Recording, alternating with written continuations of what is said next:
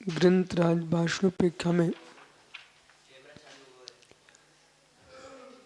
यहाँ पर समझा रहे हैं, संसार में जितने भी ये मोक्ष गए हैं भावी काल में जाएंगे, वर्तमान विधि आदि से जा रहे हैं, इस सब द्वादश अनुप्रयोक्ताओं के चिंतन से ही गए। जब तक वैराग्य की दृढ़ता नहीं होगी तो चारित्र की निर्मलता नहीं हो सकती। उस चारित्र की निर्मलता के भाव में ध्यान सिद्धि नहीं, ध्यान सिद्धि के बिना निर्वाण नहीं।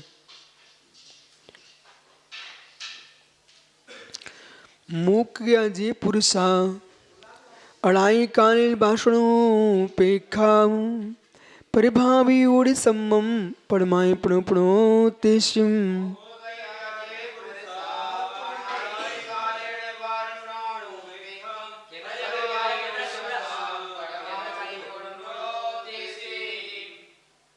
सुधर नहीं सकते। मूक गया जे पुरुषा, जितने पुरुष मोक्ष को प्राप्त हुए हैं, अड़ाई कालेण अनादि काल से ते सभी जीव भाषणोपेक्षम इन द्वादश अनुप्रेक्षाओं का सम्यक प्रकार से प्रभावियों चिंतन करके ही मोक्ष गए। बिना द्वादश अनुप्रेक्षाओं के चिंतन के आज तक कोई मोक्ष जा नहीं सका, न जा रहा न जा पाएगा, क्योंकि ये वैराग को उत्पन्न करने वाली है। जनानंद जनियो, जन को जैसे जननी आनंद देती है, ऐसे बारह भावना वैराग को जन्म दे करके आनंदित करती है चैतन्य को। इसलिए जब भी सिद्धि होगी, अब जीवों को उन पर क्या अपन विचार करें जिनको द्वादश अनुप्रेक्षाओं का न नाम ही पता है, न कभी चिंतन का भाव ही आता है। कब 16 कांड निकल जाएं, कब 10 धर्म निकल जाएं। जिन जीवों को मोक्ष तत्व से प्रीति है वो 12 भावना भाएं, 16 कांड भावना भाएं, 10 धर्मों का विचार करें। अन्यथा सुबह से शाम तक स्त्री कथा, चोर कथा, राष्ट्र कथा, भोजन कथा, साधुओं को अपनी आत्मरक्षा करना पड़ेगी विकताओं से और सर्वाधिक भोजन कथा से,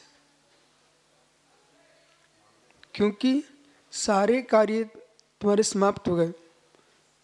जब भी तुम्हारा दिमाग दौड़ता तो भोजन कथा कैसा प्राप्त हुआ, कैसा प्राप्त होना चाहिए और कैसा प्राप्त हो रहा है, ये त्रिकालिक दृष्टि भोजन पर है, तो कहीं जीव को भोजन का कीड़ा ना बनना पड़े।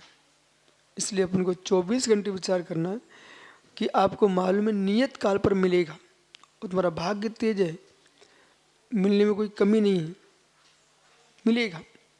अब कितने विवेक से हमें ग्रहण करना है, वो अपना विवेक उस आहार को अमृत बना के ग्रहण करो, और जिससे कि सप्त धातु बने, वे धातु तुम्हारे संयम की रक्षा के लिए सहकारी बने, ये दृष्टि होना चाहिए। परंतु द्वादश अनुप्रेक्षाओं का चिंतन बार बार करते ही रहना चाहिए। शेष आगे विचार करेंगे। वहाँ कह रहे हैं परिणाम प्रभावी सम्मम, समीचीन रूप से चिंतन करके गए जो मोक्ष, ऐसे मोक्ष गए जीवों को पुणो पुणो बार बार पड़मामी तेशिम, मैं उनको बार बार नमस्कार करता हूँ। किनको?